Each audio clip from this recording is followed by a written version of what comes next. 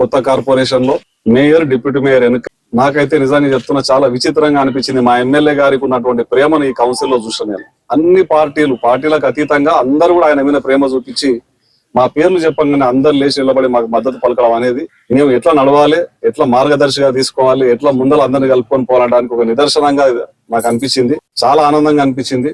ఈ రోజు మాలోనే ఏమన్నా అంటే ఈ రోజు మేము కొత్త పాఠం నేర్చుకున్నట్లుగా ఇక్కడ కౌన్సిల్ లో ఉన్నటువంటి అన్ని పార్టీల వారికి, టిఆర్ఎస్ పార్టీ, ఎంఐఎం, బీజేపీ అందరూ కూడా మూకుమ్మడిగా మా ఎమ్మెల్యే గారిని చూసి మమ్మల్ని ఆశీర్వదించినందుకు వారందరికీ మనస్ఫూర్తిగా చేతులెత్తి నమస్కారం తెలియజేస్తా ఉన్నాం.